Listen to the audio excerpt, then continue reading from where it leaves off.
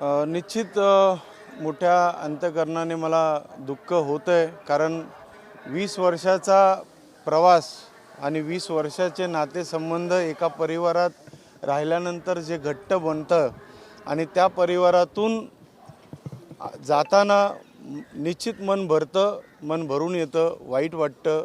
कारण का असंख्य तिथे माझे सहकारी, माझ्यासोबत असलेले महाराष्ट्र सैनिक यांना सोडून जाताना मला थोडंसं वाईट निश्चित वाटतं आहे.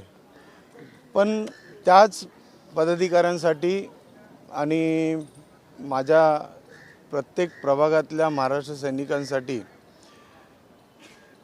29 डिसेंबरपर्यंत मी लढाई लढत होतो, झुंज देत होतो.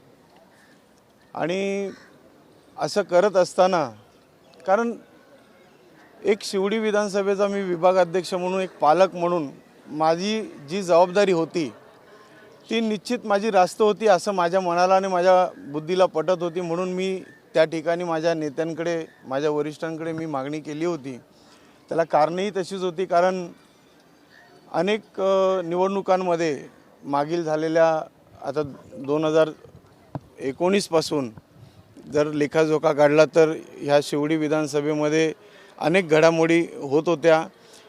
ह्या लालबाग, परळ, काळाचौकी, शिवडी ह्या प्रभागामध्ये पक्षाच्या स्थापनेपासून आम्ही सर्वजण खांद्याला खांदा लावून आम्ही एक जुटीने काम करत असताना 2009ला इथे आम्ही इतिहास घडवलेला होता. ह्याच शिवडी विधानसभेने महाराष्ट्राला, मनसेला पहिला आमदार जो दिला, आम्ही शिवडीकरांनी दिला. आमच्यासारख्या असंख्य कार्यकर्त्यांच्या मेहनतीमुळे तो निर्णय आम्ही तिथे आणला. आणि असं होत असताना 2019ला 14ला आम्ही पराभव स्वीकारला. अनेक लढाई लढत असताना, अनेक संकटांना तोंड देत असताना आणि असे अनेक प्रसंग आम्ही अंगावर झेलले, किंबहुना आम्ही जेली भोगले, तडीपाऱ्या भोगल्यात, घरदार सोडलंय. आणि एवढं सगळं करूनसुद्धा आमचं जर वरिष्ठांनी जर ऐकलं नाही तर मनाला त्रास होतो, वेदना होतात. आणि त्याला निश्चित कारण होतं, कारण आमचा हक्क होता. कारण ह्या विधानसभे 2024च्या विधानसभेला आमच्या पक्षाला महाराष्ट्र नवनिर्माण सेना शिवडी विधानसभेमध्ये भरभरून यश मिळालं होतं.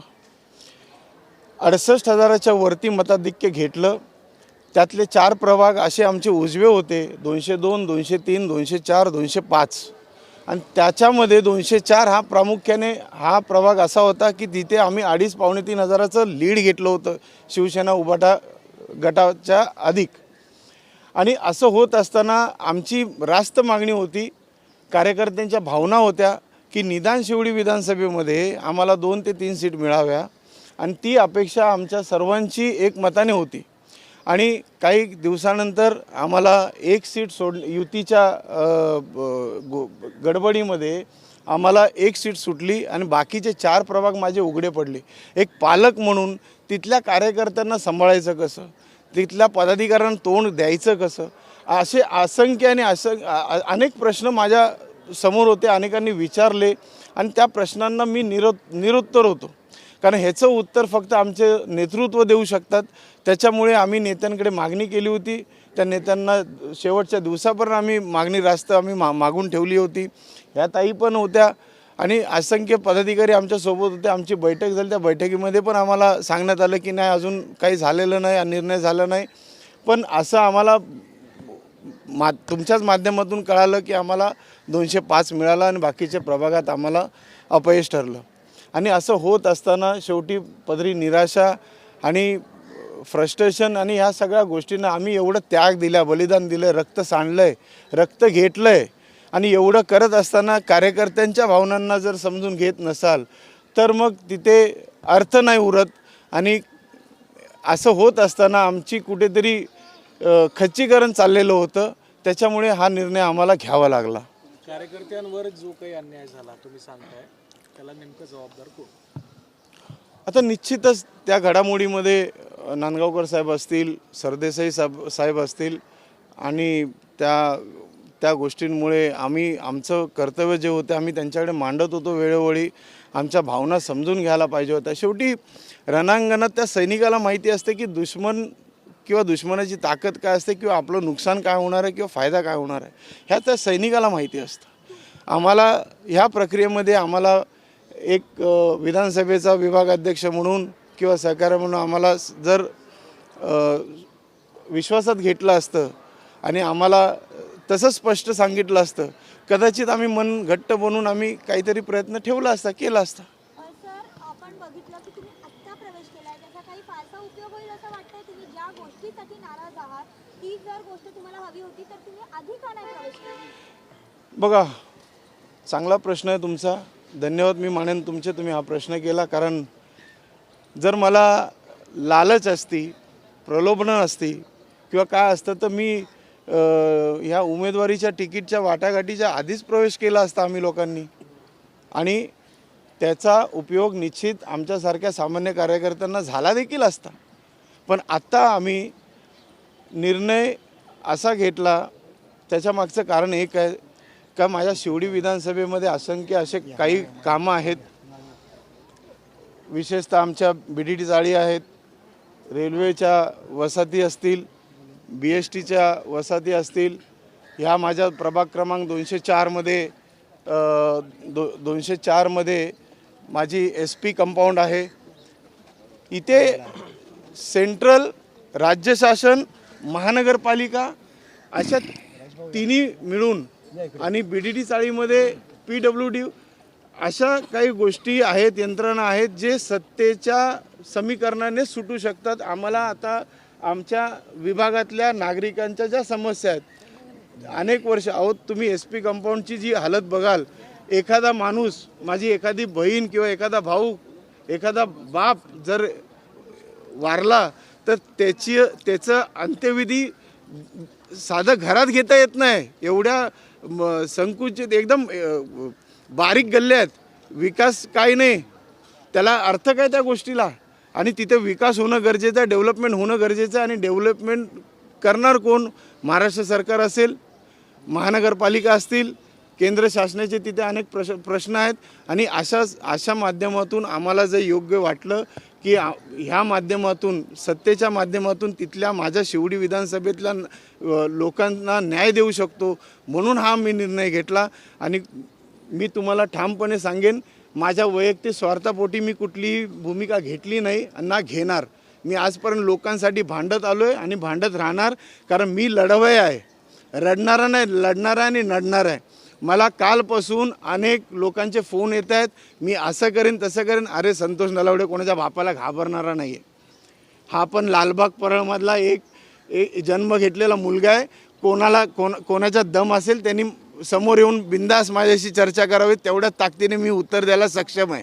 पक्षातल्या लोकांकडनं धमक्या दिल्या जातात असं तुमचं म्हणणं आहे? पक्षातले असतील नाही तर अन्य कुठले असतील, मला त्या बुरक्याच्या पाठी कोण आहेत ते मला कल्पना नाही.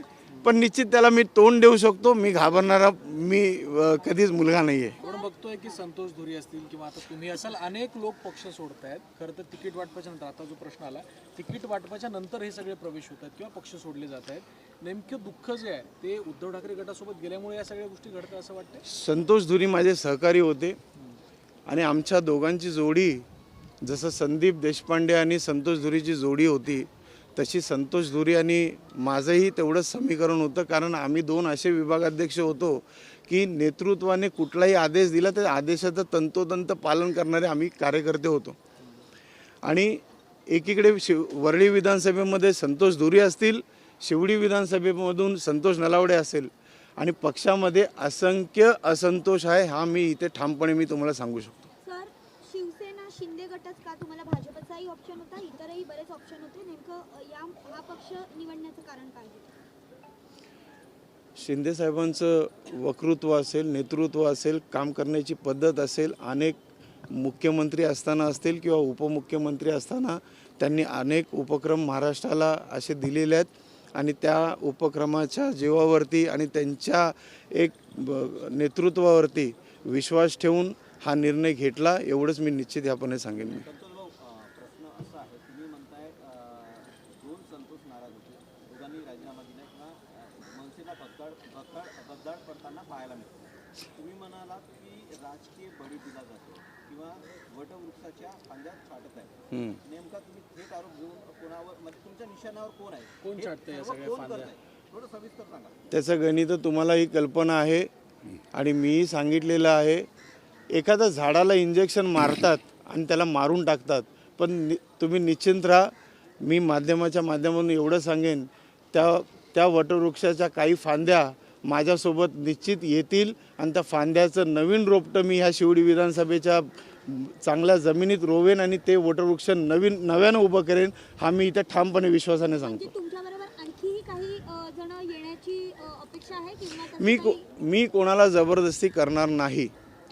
कोणाला वाटेल आपलं घर तोडावं, माझी इच्छा नाही आहे, पण त्यांची इच्छा असेल तर मी रोखू नाही शकणार. संतोष धुरेंनी एक वक्तव्य केलं होतं की मनसे आता शिवसेना युबीटी पक्ष चालवतात किंवा उद्धव ठाकरेंच्या हातात देण्यात येतं, सरेंडर करण्यात आलं.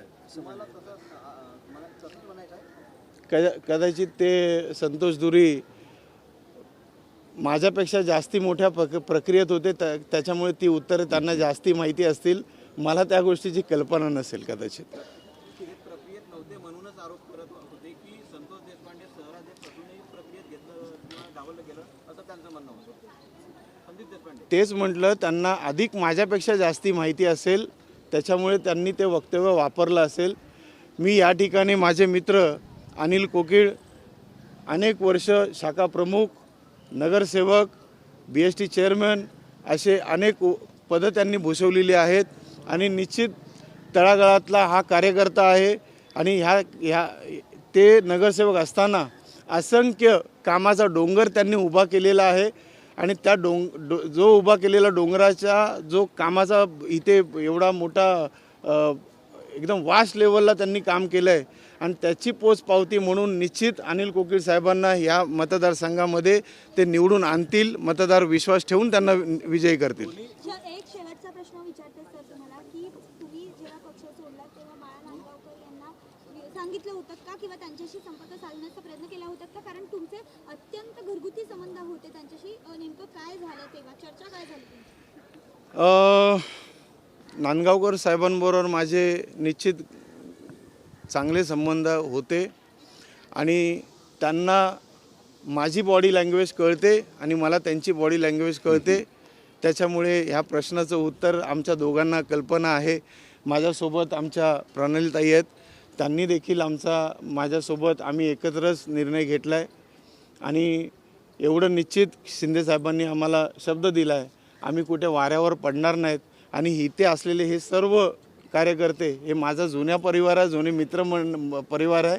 त्याच्यामुळे मला कुठे दुसरीकडे अनोळखी ठिकाणी गेले असं वाटत नाही आहे. संतोष भाऊ, अनिल कोकीळ असतील किंवा तुम्ही असाल, समदुःखी दिसताय आता. एकंदरीतच त्यांनी पण पक्ष सोडलाय, तुम्ही पण तुमचा पक्ष सोडलाय, बरेच वर्ष कार्य करून थेट संवाद साधायचा असेल राज ठाकरेंसोबत, काय भावना आहे? नाही, मी एवढा मोठा कार्यकर्ता नाही आहे.